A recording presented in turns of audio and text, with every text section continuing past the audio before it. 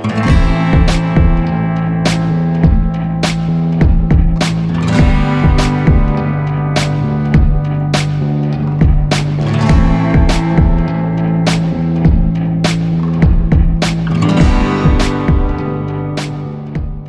episode, I think it's 6. This is my book of many things, many illegible things. So we're on to episode 6. That's quite a lot, isn't it? We've been plowing through. There's 10. There's 10 or 11 planned of these. So I hope you're enjoying them. They are quite interesting most of the time. Usually when there's someone else talking. This episode is a bit of a kind of rambling catch up. And it's also, we're going to meet briefly Hannah, who's going to be doing the next week's, if you're watching this in time. Well, of course you're watching it in time. Everything is in time. Except perhaps God, who's outside of time. I don't know if we're going to get into that one. Anyway, that aside. Yeah, this is a bit of a catch-up. So over the last few weeks, we've done quite a lot of different things. I wish I'd put a piece of paper next to me with the plan on it so I could see what we've been doing. There's one there. Oh, everything falls off the wall. There we go. So far, we had, in terms of the main events, we've had a few odds and ends of get-togethers. We've had a concert. We've been to see a funeral home. That was really good. We looked round. We looked at the rooms. We looked at how they did stuff. That's interesting. It's nice seeing it when you're not in grief. We had a talk about the law. We've had a conversation, discussion about heaven and hell. We've had a lecture, a mini lecture, and a talk on near-death experiences. I think, let me check. How could it even change pages there? I didn't even do anything. I think the next episode might be near-death experiences, but that's certainly coming up. Near-death. Because I had an interview with Mark Fox, who did the talk. Near-death experiences, episode 9, I think. Ooh, that's something to look forward to. And we've also got his whole talk, which I'm hoping we'll be able to put that on as well. So there's an interview type one, and then there will be a long talk. So with these podcasts, we've also got sometimes the whole evening is there as well, if you want to sit and watch the whole thing. So where are we at so far? What have I made of it all so far? Well, thanks for asking. Here's what I've made of it so far, because I wrote some notes pondering about it. One of the first things that have come up is about the language that we use. Because I tend to use quite blunt language. So I talk about death. Whereas other people go, they passed away, or they've passed over, or they've gone to heaven. I haven't heard that one, to be honest. But past seems to be quite fashionable, doesn't it? I don't quite know what past means. Whether it's passed away, expired, I guess, or whether it's passed on to the other side. I think it's passed on to the other side is what people use. Whereas I prefer to say they're dead. And that may say more about me than about other people. Because it is quite blunt. And it is quite cold.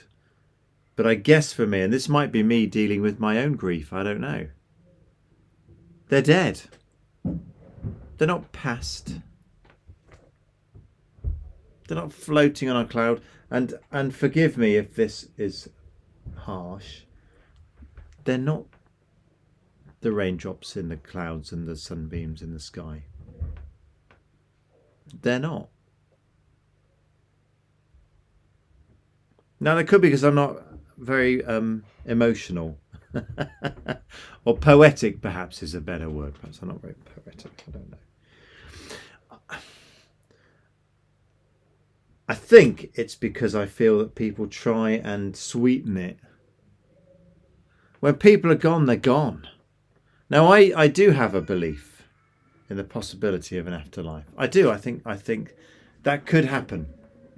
And certainly in my sacred scriptures, in the Bible, it talks about that, particularly in the New Testament, about a new heaven and a new earth and the resurrection of the dead and being in the presence of God. So I do understand that.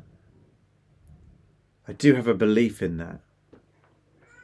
But this idea that somehow they're wafting about and it's all right, I think that's, I find that, maybe that, again, this is me, maybe this is me. I find that a bit sentimental. You have to accept they're gone, and that is horrible. Horrible, horrendous, lonely, and painful. But it's also the current reality. So I think for me, they are dead now. What the future holds is in God's hands. So I don't like the language. So when I was talking with one of the funeral directors, they go, well, we talk about loved ones. Your loved ones. And I said, because I said dead bodies. Which again, they're not loved ones. Well, they are. But again, I suppose it's to do with me trying to deal with my emotions and how I respond to it and what I feel about it, and using language that is perhaps insensitive. I don't know. But I feel part of my role, part of my permissions, if you like, is to be like that. And I'm not trying to hurt people. I'm trying to help people see where they're at and to consider the reality. Now, of course, I wouldn't just crash in there. But certainly once someone dies, as the time goes by, there is a point where you have to accept life has changed and it will never be the same again. So that's one thing I've learned. I'm a bit insensitive.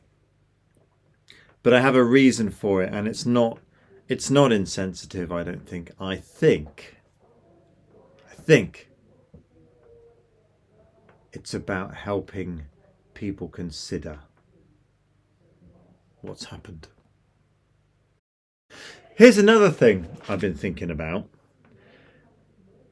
And this is, again, something that possibly is arguably might upset people, is the Christmas tree. Now, I know a lot of funeral companies do a Christmas tree thing, don't they? Where at Christmas you write the name of your dead relative, your loved one, and you put it on a tree.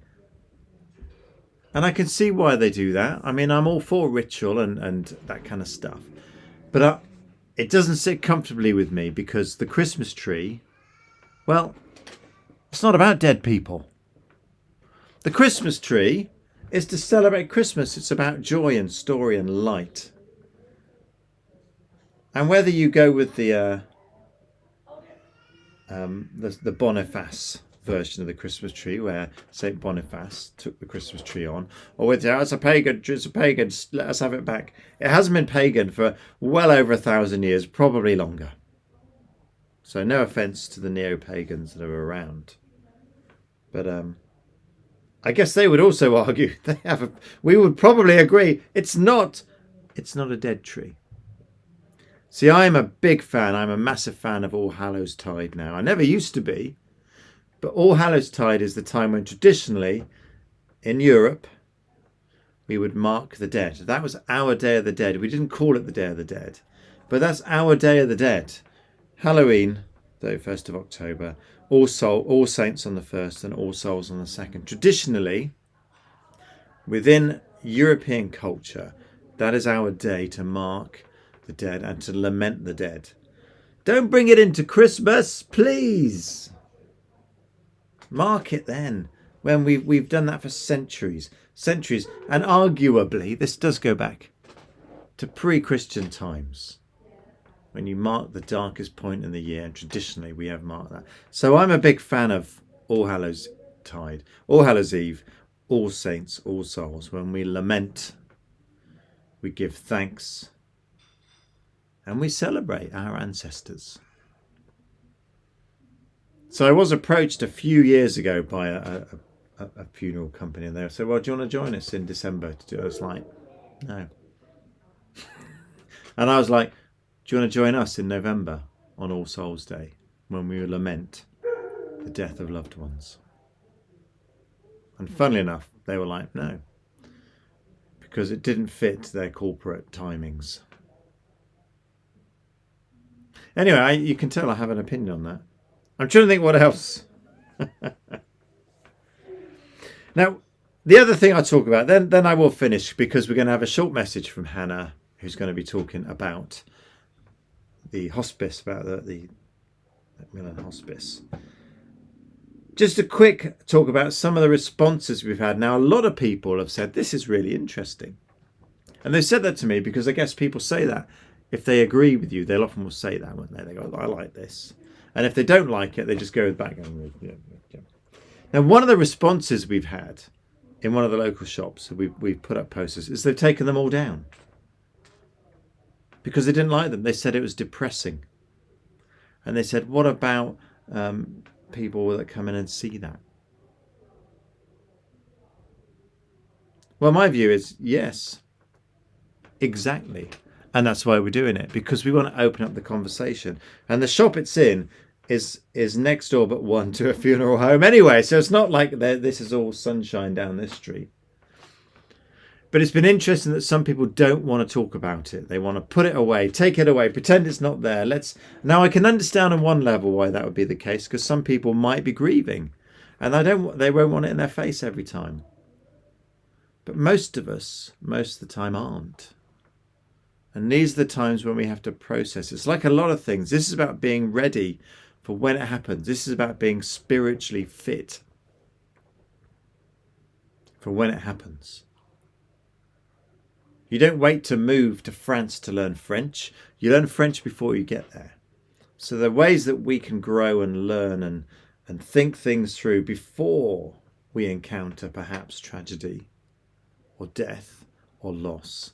If we think these things through in advance, when it happens, it doesn't make it any less. But it gives us the tools to manage it so it perhaps isn't so overwhelming. So I'll be dropping some more posters over there. But I let them have it. We did put a lot up at the same time. There's about 6 up at one point because we had a little cluster of activities. But it's been interesting how some people don't want to talk about it. And I do respect that. I do understand that some people would feel that way. But my advice would be, well, talk about it. Talk about it. Particularly if you don't want to even think about it. You don't have to necessarily talk about death, but think about why. Why don't I want to think about it? Start from that point. Why is this so difficult for me? And just start to work on that. Because when it happens, as many people know, I think everyone either does know or will know, you can't prepare for it in many respects. But you can have things in place that help ease, I think. So it's not depressing. It's not morbid. Although it does give rise to feelings of sadness. But it's as much a part of life as being alive is.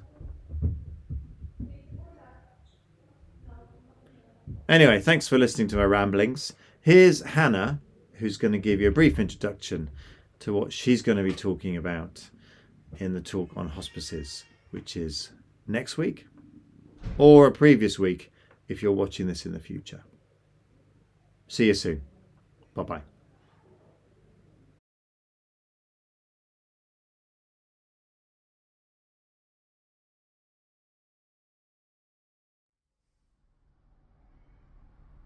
My name's Hannah and I work for Marie Curie, and our vision is a better end of life for all. We're the UK's leading end of life charity, providing hands-on nursing care, hospice care and a free support line.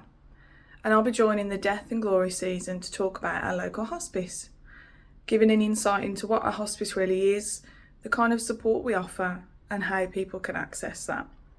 I'll also be bringing with me plenty of useful resources and booklets that people might want to take with them. There'll also be plenty of time for questions and answers about hospice care, about palliative and end-of-life care, about death, dying and bereavement. Look forward to seeing you there.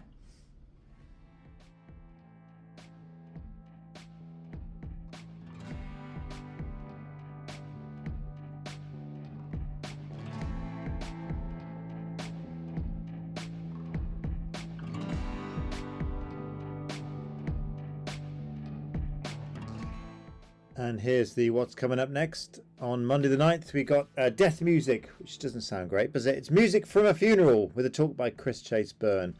After that, we have Hannah, who's going to be coming and talking about the work of Mary Curie and our local hospice, which gives some insights into their work. Then we're out and about on an autumn walk through a graveyard. We'll be hearing some of the stories of the people buried there, and hopefully going down the pub after. And then as we start to get towards the end of our season, we got an evening of ghost stories. Bring your own real life ghost stories, and we'll have a conversation around the paranormal with Matt Arnold, who's an expert on such things. And he's also doing a talk on the Saturday morning looking at the development of the thought of afterlife in the Bible, which is very interesting stuff, I tell you. And then we round the season off with an art exhibition on the weekend of the 29th of October with Chris Duffett. So all in all, there's some good stuff coming on. Make sure you don't miss it.